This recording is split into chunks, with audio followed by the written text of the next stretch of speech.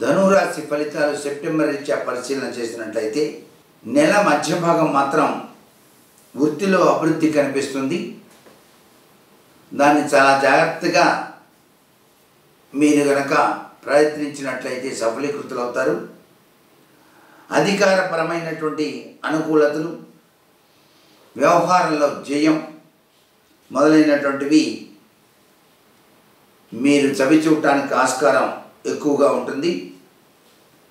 క్రమంగా కొన్ని ఇబ్బందికరమైనటువంటి పరిస్థితులు కూడా రావడానికి ఆస్కారం ఉంది. కాబట్టి అధికారులు ఎక్కడ పడితే అక్కడ తమ సొంతకాలు చేయటంలో చాలా జాగరూకత వహించాలి. ఆచితూచి ప్రవర్తించడం చాలా మంచిది. అలా గనక లేకపోయినట్లయితే కొన్ని విపత్కరమైన పరిస్థితులు చవి చూడాల్సి వస్తుంది. ఈ రాశి వారికి శతవిధాలా కలిసి రావడానికి మహిషాసురమర్దిని స్తోత్రపఠనం చేయటం చాలా మంచిది.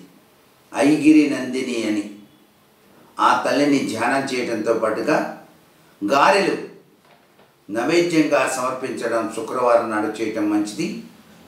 వీరు ధరించవలసినటువంటి దుస్తుల్లో వైలెట్ కలర్ చక్కటి యోగాన్ని ఇస్తుంది. వీరు చదవవలసినటువంటి మంత్రం మాత్రం శూలేన పాహినోదేవి పాహి ఖడ్గేన చాంబికే ఘంటాస్వనేన పాహి చాపజ్జా నిస్వనేన చా అనేటువంటి శ్లోకాన్ని పఠించడం సర్వ విధాలా శ్రేయోదాయకం. వీరికి కలిసి వచ్చే వారాలు బుధ, గురు, శుక్రవారాలు.